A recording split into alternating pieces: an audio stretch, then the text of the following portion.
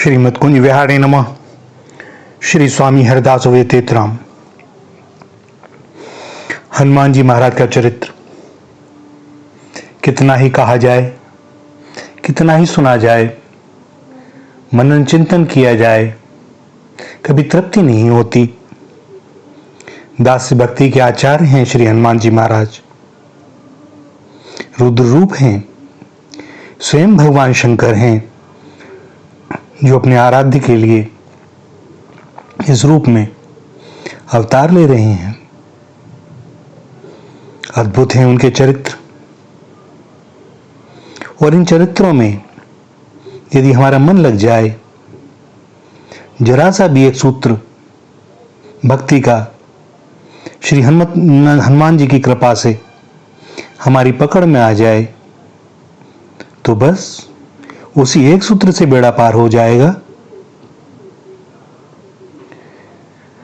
जगत जननी जानकी और जगन नियंता प्रभु श्री राम को अयोध्या के राज सिंहासन पर आसीन देखकर सर्वत्र आनंद व्याप्त हो गया।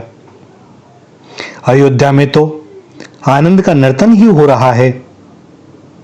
हर्षातिरेक से मेदिनी पुलकित हो गई और देवगण मुदित होकर स्वर्गीय पुष्पों की वृष्टि करने लगे। धर्म विग्रह श्री राघवेंद्र ने मुनियों एवं ब्राह्मणों को पुष्कल दान आदि प्रत्येक रीति से प्रसन्न कर उनका आशीर्वाद प्राप्त किया। उसके बाद उन्होंने अपने मित्र किष्किंधापति सुग्रीव को मणियों से युक्त सोने की एक दिव्य माला भेंट की, जो सूर्य की किरणों के समान प्रकाशित हो रही थी। फिर प्रभु श्री राम ने युवराज अंगद को नीलम से जटित दो बाजूबंद भेंट किए, जो चंद्रमा की किरणों से विभूषित प्रतीत होते थे। इसी प्रकार मैत्री धर्म का मर्म समझने वाले प्रभु श्री राम ने राक्षस राज विभीषण, परम बुद्धि वैभव संपन्न जामवान, द्विविध, मेंद, नल और नील आदि वानर भालुओं को मनोवांछा पूर्वक बहुमूल्य अलंकार एवं श्रेष्ठ रत्न प्रदान किए। उस समय भगवान श्री राम ने देवी सीता को अनेक सुंदर वस्त्राभूषण भी अर्पित किए। साथ ही उन्होंने चंद्र किरणों के तुल्य प्रकाशित उस परमोत्तम मुक्ताहार को श्री जानकी जी के गले में डाल दिया, जिसे उन्हें वायु देवता ने बड़े आदर से प्रदान किया था। माता सीता ने देखा प्रभु ने सबको अनेक अमूल्य उपहार अत्यंत प्रेमपूर्वक प्रदान किए, किंतु पवन कुमार को अब तक कुछ नहीं मिला। और पवन कुमार इन सब से अनभिज्ञ देख रहे हैं श्री सीताराम के चरणारविंद की ओर। वे जानते भी नहीं, कुछ और देखते भी नहीं, किसी भी अन्य बात से उन्हें कोई आशय भी नहीं। उन्हें तो त्रैलोक की संपूर्ण संपत्ति उन श्री चरणों में ही समाई हुई दिख रही है। माता सीता ने प्रभु की ओर देखकर अंजना नंदन को कुछ भेंट देने का विचार किया, और उन्होंने प्रभु प्रदत्त दुर्लभतम मुक्ताहार अपने गले से निकालकर अपने हाथ में ले लिया और प्रभु की ओर तथा समस्त वानरों की ओर देखने लगी। महारानी सीता की इच्छा का अनुमान कर प्रभु ने कहा, सौभाग्यशालिनी, तुम जिसे चाहो इसे दे सकती हो। स्वामी का आदेश प्राप्त होते ही माता सीता ने वह मुक्ताहार पवनपुत्र हनुमान को दे दिया। बहुमूल्य हार को कंठ में धारण करने पर हनुमान जी की शोभा अद्भुत हो गई। हनुमान जी की भक्ति से तो सभी प्रभावित थे और सभी स्वीकार करते थे कि तेज, धृति, यश, चतुरता, शक्ति, विनय, नीति, पुरुषार्थ, पराक्रम और उत्तम बुद्धि, ये 10 गुण इनमें सदा विद्यमान रहते हैं। अतएव इस बहुमूल्य हार के यथार्थ पात्र श्री हनुमान जी महाराज ही थे।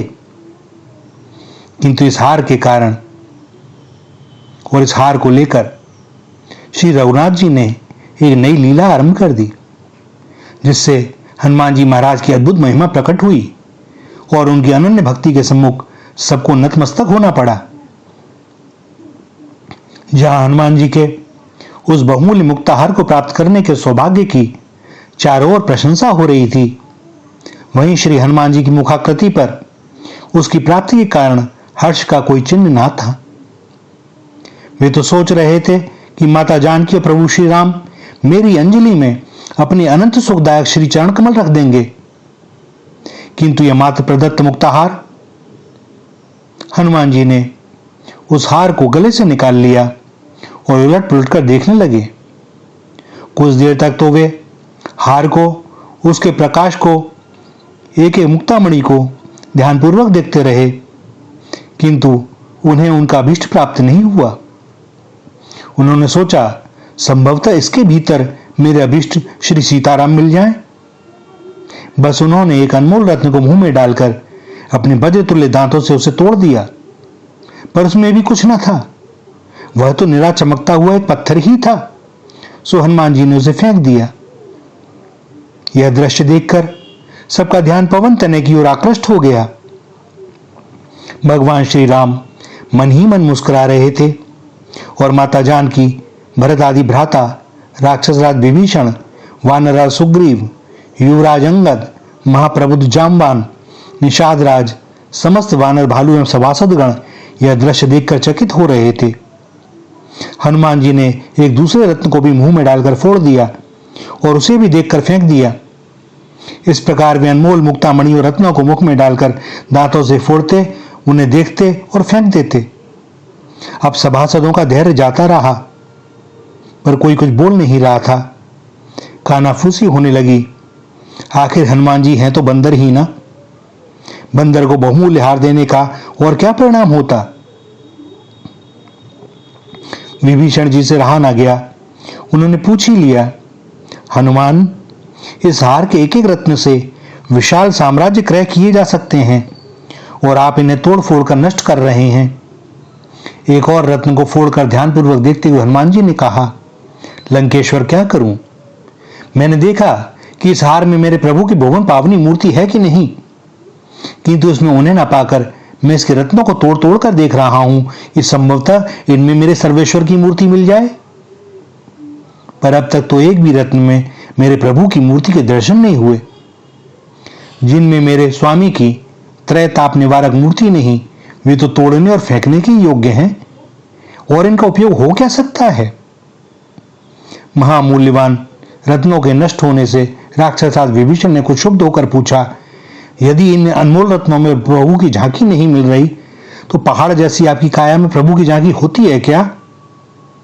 निश्चय ही होती है।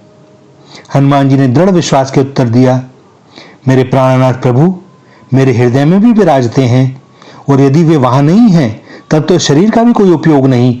मैं इसे अवश्य नष्ट कर दूंगा, आप स्वयं देखिए। और ऐसा कहते हुए भगवान राम के अनन्य चरणानुरागी पवन कुमार ने दोनों हाथों को अपने वक्ष पर रखा और अपने तीक्ष्णतम नखों से उसे फाड़कर दो भागों में विभक्त कर दिया। आश्चर्य, अत्यंत आश्चर्य। विभीषण जी ने ही नहीं, भगवती सीता सहित भगवान श्री राम एवं समस्त सभासदों ने प्रत्यक्ष देखा। सम्मुख राज सिंहासन में विराजित श्री सीताराम की पावनतम मंजिल मूर्ति पवन पुत्र हनुमान के हृदय में भी विराज रही थी और उनके रोम रोम से राम नाम की ध्वनि हो रही थी। लंकेश्वर हनुमान जी के चरणों पर गिर पड़े। भक्तराज हनुमान की जय। सभासदों ने जय घोष किया और भगवान श्री राम ने सिंहासन से सहसा उतरकर हनुमान जी को अपने हृदय से लगा लिया। निखिल भुवन पावन भक्त वत्सल श्री राम के मंगलमय कर स्पर्श से उनका शरीर पूर्वतः स्वस्थ और सुदृढ़ हो गया। राजसभा में सबने हृदय से स्वीकार किया कि हनुमान जी भगवान श्री सीताराम के अनन्य भक्त एवं वायबंतर श्री राम में हैं। पवन कुमार को केवल माता जानकी और परम प्रभु श्री राम ही प्राण प्रिय समझते हो, यही श्री सीताराम जी की संपूर्ण ममता एवं स्नेह के केंद्र हो, ऐसा नहीं। इन्हें लक्ष्मण, भरत, शत्रुघ्न, कौशल्या आदि माताएं तथा श्री राम चरणानुरागी सभी प्राणाधिक प्यार करते थे। भगवान श्री राम की आज्ञा से वानरराज सुग्रीव जब किष्किंधा के लिए प्रस्थान करने लगे, तब उन्होंने पवन पुत्र से अतिशय प्रीतिपूर्वक कहा, पवन कुमार, तो पुण्य की राशि हो, जाकर दया धाम श्री राम की सेवा करो। हनुमान जी अतिशय सरल और अन्यतम उदार श्री हनुमान जी ये जीव मात्र को ही प्रभु के अक्षय सुख शांति निकेतन श्री चरण कमलों में पहुंचाने के लिए व्यग्र रहते हैं। युवराज अंगद ने प्रभु से विदा लेकर किष्किंधा जाते समय हनुमान जी से प्रार्थना की, हे हनुमान, मैं तुमसे हाथ जोड़कर कहता हूं कि प्रभु के चरणों में मेरा अत्यंत आदरपूर्वक प्रणाम निवेदन करना और उन्हें बार बार मेरा स्मरण दिलाते रहना। प्रभु के उनके चरणों में प्राणी का स्मरण दिलाने के लिए वे प्रतिपल आतुर रहते हैं। सर्वथा निश्चल अत्यंत सरल हनुमान जी का यही स्वभाव है। हनुमान जी ने लौटते ही अंगद के प्रेम की प्रशंसा की, जिसे सुनकर भगवान श्री राम प्रेम निमग्न हो गए। यह देखकर हनुमान जी को भी अत्यंत आनंद प्राप्त हुआ। इतना ही नहीं, भरत लक्ष्मण शत्रुघ्न जी भगवान श्री राम के चरणों में कुछ निवेदन करना चाहते हैं और प्रभु के सम्मुख बोल नहीं पाते, तो वे भी श्री हनुमान जी का ही सहारा लेते हैं। हनुमान जी के द्वारा ही उनके कार्य की सिद्धि होती है। तीनों भाइयों ने प्रभु के चरणों में प्रणाम किया। वे प्रभु से कुछ पूछना चाहते हैं, पर संकोचवश कुछ कह नहीं पाते, तो और हनुमान जी की ओर देखने लगते हैं। अंतर्यामी प्रभु सब जान गए, किंतु हनुमान जी से पूछते हैं, कहो हनुमान, क्या बात है? हनुमान जी ने हाथ जोड़कर कहा, हे दीनदयाल, हे नाथ, भरत जी कुछ पूछना चाहते हैं, पर प्रश्न करने में कुछ संकोच कर रहे हैं। इस प्रकार भरत आदि भाइयों के सहायक तो हुए ही, वे सहज ही उनके प्रीति भाजन भी हैं। जहां भगवान श्री राम के नाम का जप होता है, जहां प्रभु के मंगल में मधुर नाम का कीर्तन होता है, जहां करुणामूर्ति श्री सीताराम की लीला कथा एवं उनका स्मरण चिंतन होता है, वहां हनुमान जी महाराज सदा उपस्थित रहते हैं। वे भगवती सीता सहित भगवान श्री राम के नाम जापक एवं उनके लीला गुण गायक का हृदय से आभार स्वीकार करते हैं।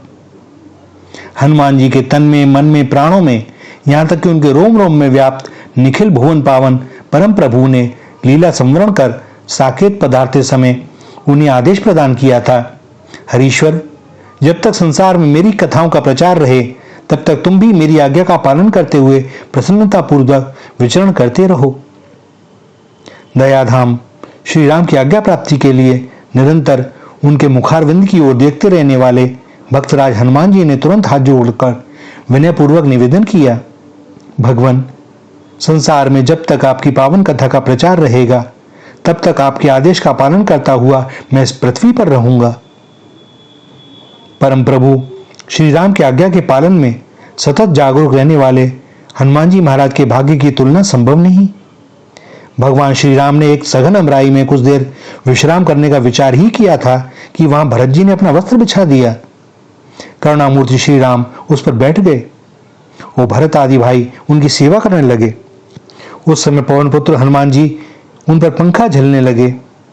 सजल जलद वपु पर प्रभु श्री राम के दर्शन कर हनुमान जी का शरीर पुलकित हो गया और उनके नेत्रों में प्रेमाश्रु भर गए। सच्चिदानंद प्रभु की इस झांकी में हनुमान जी की सेवा एवं उन भक्ति भाव का स्मरण कर भगवान शंकर गदगद कंठ से जगन माता पार्वती से कहते हैं, गिरिजे, हनुमान के समान न तो कोई बड़भागी है और न कोई श्री राम के चरणों का प्रेमी ही है। जिनके प्रेम और सेवा की प्रभु ने अपने श्रीमुख से बार बार बड़ाई की है।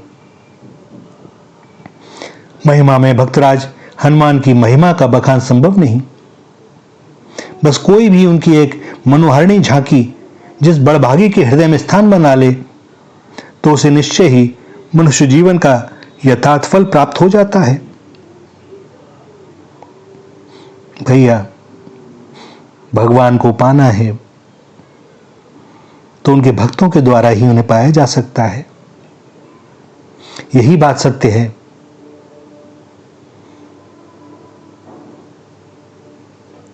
हमें यदि राष्ट्रपति से मिलना हो, सारा देश जानता है राष्ट्रपति कौन है, लेकिन राष्ट्रपति तो हमें नहीं जानते ना।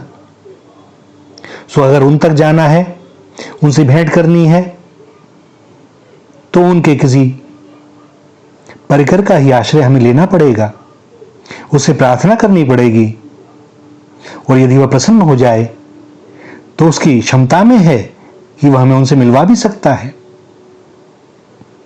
यही स्थिति भगवान और भक्तों की होती है। राम से मिलना है तो हनुमान जी के द्वारा उनकी प्राप्ति जितनी सहज है उतनी सहज किसी और साधन से हो ही नहीं सकती। हनुमान जी जिसका नाम भगवान के सामने ले दें, आप सोचें क्या करेंगे भगवान? तुरंत कहेंगे, हाँ, यदि वो तुम्हारा है तो वो मेरा ही है, बुलाओ उसे हनुमान। भैया, ऐसे ही रसिक सिद्ध संत जो भक्त हुए हैं, इनका नाम, इनके द्वारा बताए गए उपदेश, ये सूत्र, ये सहायक हैं। विश्वास करें, भगवत प्राप्ति होगी तो किसी भक्त के द्वारा ही। वही मिला सकता है उनसे जो उन्हें जानता है। जो उन्हें जानता है नहीं, वह कैसे मिलावेगा?